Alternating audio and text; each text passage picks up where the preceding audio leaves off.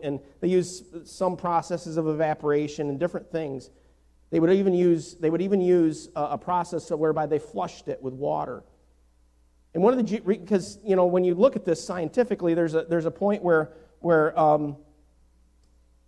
he talks about this idea of if salt loses its ability to be seasoning, it's useless. And we know that salt is an element, and it's a stable element. And so what he's talking about there is he's talking about this idea of their process is they would wash the impurities out. Sometimes in the process, the impurities of washing the impurities out, it would dilute the salt so much that it was no longer useful because it didn't contain.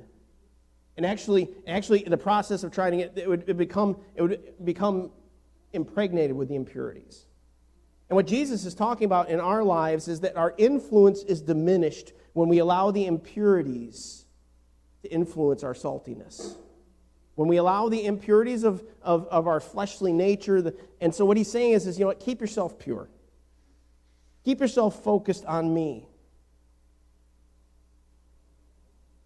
Because if one is not careful, the actual impurities can become our influence rather than the salt becoming the thing that makes people thirsty. But then he talks about another example where he says this: you are the light of the world. How many of you know that light gets rid of darkness? Amen? How many of you glad that we're sitting in here with lights on today? It's a dark day. It would be kind of dreary in here without some lights on, wouldn't it? How many of you wander around at night in the dark with no lights on in the house just because you like bumping into things? No, we like light because light illuminates. It dispels darkness. It provides clarity. It eliminates fear and reveals truth. This is what I believe, that light gives hope. See, Jesus has called us to be people of hope in a world that needs hope. How many of you know that the greater the darkness, the brighter the light shines?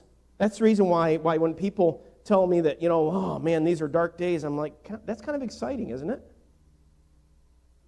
And they'll look at me like I'm weird.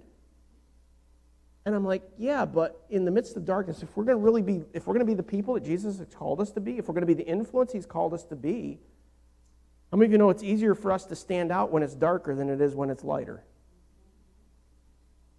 And I mean, it's harder, more work to shine brightly in the darkness, but it's an opportunity. See, I'm going to start a phrase that you're all familiar with. And this actually illustrates the idea that light brings hope. It's a light at the end of the... What does that mean? The tunnel is a dark place. And you go along, you can't see anything. A lot of times when people are talking about being in the tunnel, they're talking about life being pretty tough, right? And that whole phrase about being the light at the end of the tunnel is like, there's a little bit of hope down there at the end. And the closer that you get to the light, the more hope you have. My wife is not a tunnel person. I'm not always like Ron DeVore. I'm not always encouraging to my wife when we're in tunnels. I like to point out the spots where water's leaking in. But how many of you have noticed that the best tunnels are the ones that have lots of light inside of them? But I'll tell you, there's places in the world where the tunnels still don't have much light in them. And they're kind of scary. And they're kind of like you feel kind of closed in a little bit. But as long as you can see that light at the end of the tunnel, you know there's still hope. See, Jesus has called us as the light of the world to be a hope in a dark place. See, I believe this, that the good news of Jesus is the greatest hope for the world. Amen? That there is no greater hope than Jesus Christ. The other thing that happens with light is light makes truth apparent. See, Jesus declared that his followers are to influence our sphere by being like a city on a hill. Interesting thing about that, we understand the perspective of being able to see something that's up on a high place, but the picture for Jesus' followers is kind of interesting because ancient cities were often built of limestone. And what would happen is when the sun would shine on the walls of a limestone city, it would almost look like this white beacon on top of a hill. Because the limestone just absorbs that light and it just kind of shines. And so what he's saying is that you are to be a beacon where truth becomes apparent. See, I believe this, that the truth of the good news illuminates falsehoods. How many of you have ever been, I can remember as a kid, being in my bedroom and laying in bed and it was dark and I was convinced that there was something in the closet. How many of you can remember having that? Things that go bump in the night.